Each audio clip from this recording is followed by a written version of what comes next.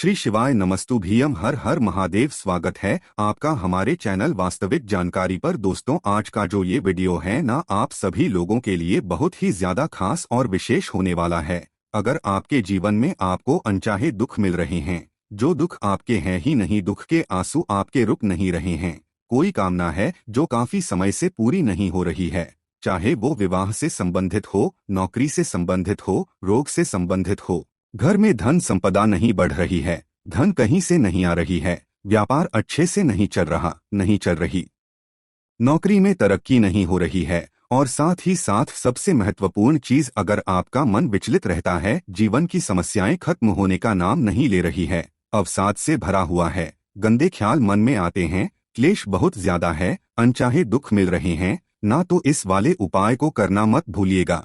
शिव पार्वती मिलन वाला उपाय। मात्र आपको एक लंबी बाती और एक गोल बाती का दीपक आपको लेना है, और जिस कामना से आप इस उपाय को करेंगे, पूरा जरूर पूज्य गुरु जी की कथा से सुनकर के और समझकर के पूरे उपाय को बड़े ही विस्तार से बताऊंगा। परंतु तो उससे पहले आप सबसे एक छोटी सी प्रार्थना की, जो लोग पहली बार आए हैं, चैनल को सब्सक्राइब जरूर कीजिएगा और वीडियो को लाइक करके देव आदि देव महादेव जी का कोई सा भी प्यारा नाम कमेंट बॉक्स में लिखना मत भूलिएगा। इस पूरे वीडियो के अंदर हम लोग 3 महा उपायों के बारे में बात करेंगे, जो न सिर्फ आपके मनोवांछित फल की कामना की पूर्ति करेगा, आप विवाह से संबंधित, नौकरी से संबंधित रोग, धन संपदा से संबंधित जो भी समस्या, उसे खत्म करेगा, जीवन में मिल रहे अनचाहे दुखों की भी खात्मा जरूर करेगा। तो ध्यान से सुनते जाना, समझते चले जाना। सबसे पहले बात करते हैं पहले वाले उपाय। देखिए, पहला वाला उपाय किन लोगों को करना है। अगर आपकी कोई कामना है, कोई इच्छा है जो काफी समय से पूरी नहीं हो रही है, देव आदि देव महादेव जी से कह कह करके थक चुके हो, चाहे वो आपके विवाह से संबंधित हो, चाहे वो आपकी नौकरी से संबंधित हो, चाहे वो आपके रोग से संबंधित हो, चाहे वो संपदा को के लिए हो ना, तो इस वाले उपाय को कल के दिन जरूर करिएगा। कल का बहुत विशेष दिन है। पूज्य गुरु जी ने कहा है, अगर आप कल ना कर पाए तो आप इसे किसी भी शिवरात्रि के दिन, 12 महीने शिवरात्रि आती है, 12 महीने प्रदोष आती है, उस दिन भी आप इस उपाय को कर सकते हो। संपूर्ण फल आपको जरूर मिलेगा। देखिए, इसके लिए आपको चाहिए क्या क्या, ध्यान से सुनिएगा।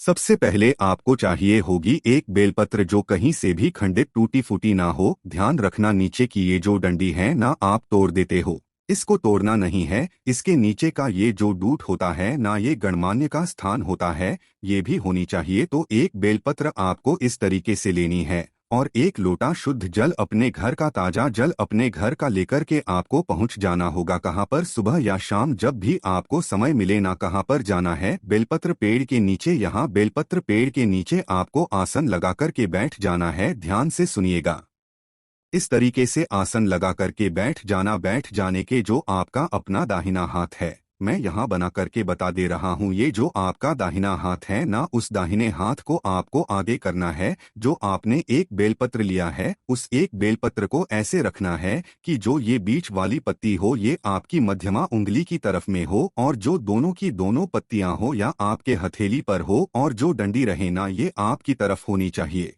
चिकना वाला हिस्सा नीचे की तरफ होना चाहिए। इस तरीके से आपको बेलपत्र पेड़ की तरफ मुंह करके आपको बैठ जाना, और अपने हाथ को इस तरीके से रख करके, बेलपत्री को रख करके, जो भी महादेव जी का मंत्र आता है, चाहे महामृत्युंजय मंत्र आता हो, रुद्र मंत्र आता हो, गायत्री मंत्र, षडाक्षरी मंत्र, ओम नमः शिवाय, जो भी मंत्र आपको आता है ना, उसका 108 बार स्मरण करके, ठोक दे करके, अपना नाम और गोत्र बोल करके, कामना कह करके इस बेलपत्र को, और साथ ही साथ एक लोटा जो शुद्ध जल आपने लिया है ना, उसे लेकर के पहुंच जाना देव आदि देव महादेव जी के मंदिर शिवलिंग के पास में। अब ध्यान से सुनिएगा, इसका क्रम यहाँ पर बदल जाता है। जब भी आप यहाँ पर पहुंचेंगे, उत्तर दिशा की तरफ तो मुंह करके आपको खड़े हो ही जाना है। सबसे पहले जो आपने एक लोटा शुद्ध जल लिया है ना, उस एक लोटा शुद्ध जल को देवाधिदेव महादेव जी के ऊपर समर्पित करके नमः शिवाय, श्री शिवाय नमस्ते भ्रम का स्मरण करना है। और उसके पश्चात जो आपने एक बेलपत्र जो लेकर के आए हो, वहां से उस बेलपत्र को सबसे पहले आपको टच करवाना है। माता अशोक सुंदरी के स्थान पर किस क्रम में? दंडी जलाधारी के तरफ बीच वाली पत्ती रहेगी, शिवलिंग की तरफ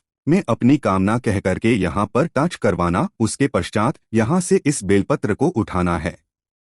माता रानी के हस्तकमल पर टच करवाना है और यहाँ पर टच करवा करके छुआ करके शिवलिंग के ठीक ऊपर इसी क्रम में समर्पित करना है कि डंडी रहेगी माता अशोक सुंदरी यानी कि जलाधारी की तरफ बीच वाली पत्ती का क्रम रहेगा आपकी तरफ दाहिना हाथ इसी वाली बेलपत्र के ऊपर रख करके अपनी कामना कह करके अपने की बात देव आदि देव महादेव जी से कह करके वापस घर की तरफ चले आ जाएगा। पूज्य गुरुजी ने कहा है सोमवार, शिवरात्रि या प्रदोष तीनों में से किसी भी एक दिन इस उपाय को करना एक नियम के साथ में करना। आप जिस मनोवांछित कामना की पूर्ति के लिए आए हो ना मेरा बाबा उसे पूरा जरूर करेगा। पूज्य गुरुजी का ये वाला उपाय बहुत ही ज्यादा खास और विशेष है, जरूर कीजिएगा।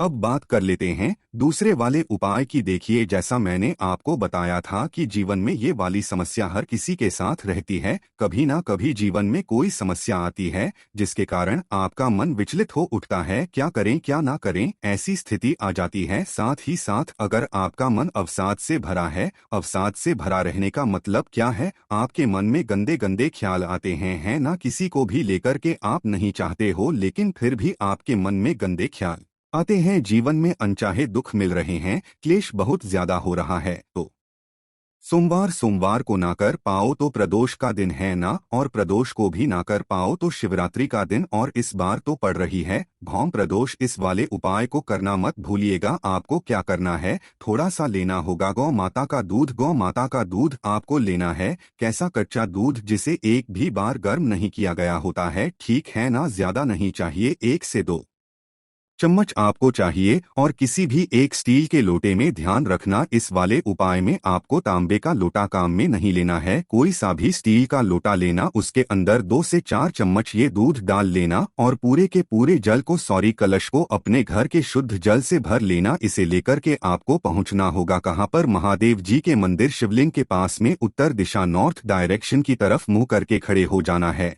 और अब धुतेश्वर महादेव जी के नाम से ध्यान रखना, अब धुतेश्वर महादेव जी के नाम से वो जो आपने दूध का लोटा लिया है जिसके अंदर जल मिलाया हुआ है ना, शिवलिंग पर समर्पित करना। नमः शिवाय, श्री शिवाय नमस्तु का स्मरण करते हुए कुछ इस तरीके से ध्यान रखना किन महादेव जी के नाम से करना है। अब धुतेश्वर महादेव जी के नाम से जो भी मंत्र आपको आता है, महामृत्युंजय मंत्र, रुद्र मंत्र, गायत्री मंत्र, श्राक्षरी मंत्र, जो भी मंत्र आपको आता है ना, उस मंत्र का स्मरण करते हुए अब जो भी दूध जलाधारी से नीचे की तरफ आकर के गिरेगा, ध्यान से सुनिएगा, यहाँ पर नीचे की तरफ आकर के गिरेगा, अपने दाहिने हाथ में थोड़ा सा जल और दूध का मिश्रण आपको यहाँ पर एकत्रित करना है। अपना नाम और गोत्र बोल करके उसके छींटे आपको अपने ऊपर मार लेने हैं। आपके मन में जो भी मन विचलित है, अवसाद से भरा है, गंदे ख्याल आते हैं ना, वो सारे खत्म हो जाएंगे, आपके जीवन के सारे क्लेश खत्म हो जाएंगे। आपके जीवन में जो भी अनचाहे दुख मिल रहे हैं ना, मेरा बाबा उन्हें हर लेगा, इसीलिए उन्हें हर हर महादेव नाम भी कहा जाता है। पूज्य गुरु जी का बहुत ही अद्भुत और अचूक उपाय है, जरूर कीजिएगा। अब बात कर लेते हैं तीसरे वाले उपाय की, जिसके लिए आपने थंबनेल में देखा था एक लंबी बाती का और एक गोल बाती का दीपक, ठीक है। देखिए काफी सारे जो लोग होते हैं ना, उन्हें इनका क्रम नहीं पता होता है।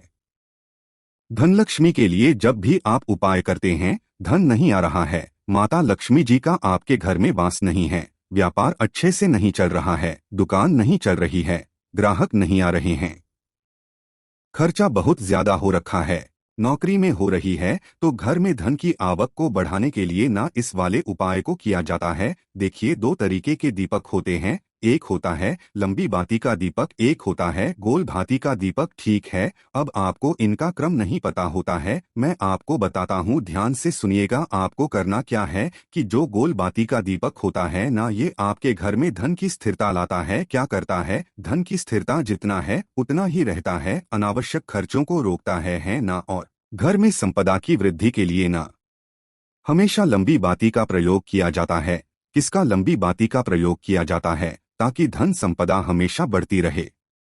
तो आपको क्या करना है, एक लंबी बाती का दीपक लेना है और इसी के साथ में कुछ भी मीठा भोग के लिए वो लेना है। चाहो तो आप चीनी भी ले सकते हो, थोड़ी सी मिश्री भी ले सकते हो, और 1 लोटा शुद्ध जल अपने घर का लेना है। लंबी बाती का दीपक, थोड़ा सा मीठा और एक लोटा शुद्ध चक्र इन्हें लेकर के प्रदोष काल में पहुंच जाना। कहाँ पर? बेलपत्र पेड़ के नीचे। किस दिन? या तो किसी भी सोमवार के दिन, या फिर किसी भी प्रदोष के दिन, और या फिर किसी भी शिवरात्रि के दिन। पूज्य गुरु जी ने इसके बारे में एक कथा भी बताई थी कि जब महादेव जी ने माता लक्ष्मी जी और भगवान श्री हरिनारायण विष्णु जी का विवाह करवाया था, तब माता लक्ष्मी जी ने महादेव जी से कहा था कि भैया आपको क्या चाहिए। तब महादेव जी ने मना कर दिया था। जिद करने के बाद में भी माता लक्ष्मी जी जब नहीं मानी तो महादेव जी ने बताया कि जो भी व्यक्ति सोमवार के दिन, प्रदोष काल में, या प्रदोष के दिन, या शिवरात्रि के दिन बेलपत्र पेड़ के नीचे लंबी बाती का दीपक लगाएगा है, माँ लक्ष्मी तुम उनके साथ उनके घर में प्रवेश कर जाना। उस घर में